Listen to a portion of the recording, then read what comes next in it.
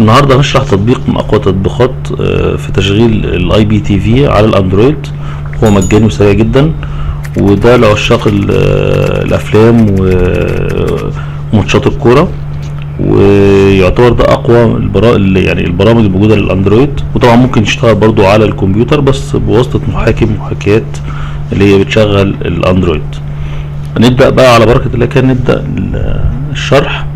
طبعا انا اللينكات الاول انا هنزلها لكم، هتبقى موجوده في صندوق الاسفل الوصف، البرنامج واللينك بتاع ملف القنوات. طبعا زي ما انتم شايفين كده نفتح، يبدا نشتغل اهو. فتحنا، نفتح ناخد الاول اللي هو البرنامج اللي هو تي اي في اي مات دوت اي بي كي. بنعمله انستول عادي جدا.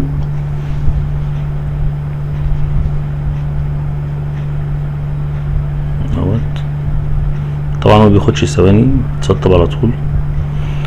بعد كده هنرجع للملفات بتاعتنا تاني. ملف اللي هو التكست اللي فيه الرابط بتاع ملف القنوات، هناخده كوبي.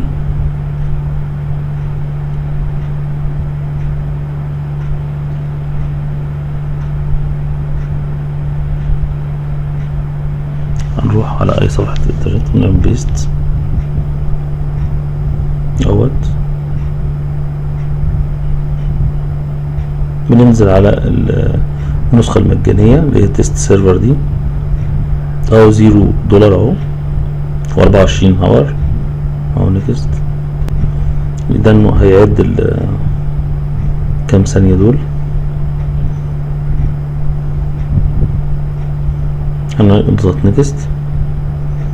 كل ده ما بياخدش ثواني معانا اهو. هيبقى الكابتشا ديت نضغط عليها، نضغط نيكست. اداني هناخد كوبي اللينك ده بس كده. انا اعتبر خلصنا. هنروح بقى على البرنامج اللي احنا نزلناه من شوية اللي هو التي في، وهنضغط هنا على دي، وهنا نحط بقى البلاي ليست اهو في البيست. نعمل بيست دي كليب بورد اهو، انتم شايفين. نيكست. وبعدين في الاخر هنقول دان.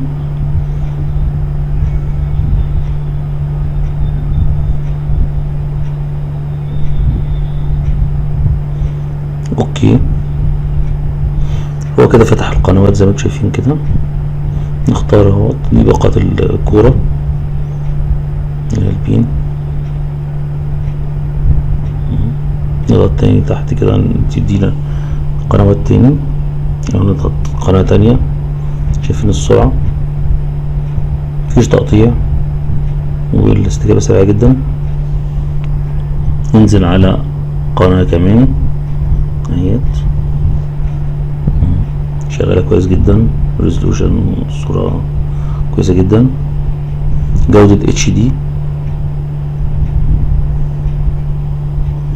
اهوت. القنوات مثلا قناة زي دي ناشونال جرافيك شغالة كويس جدا، بتشتغل بسرعة جدا اهو. كمان قناة زي MBC 2 مثلا اهو HD. استجابة سريعة جدا، قنوات كتير كلها مفتوحة مجانية.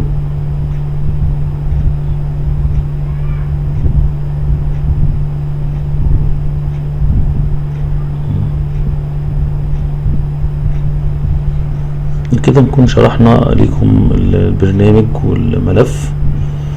طبعا احنا كده انتهينا من الفيديو بتاعنا، وارجو ان انتوا تدعموا القناة بلايك وسبسكرايب وكومنت وتفعلوا زر الجرس، وتعملوا شير للقناة، ويعني يا ريت انكم دايما تتابعونا في كل جديد، واحنا هنقدم لكم كل حاجة جديدة بإذن الله. والسلام عليكم.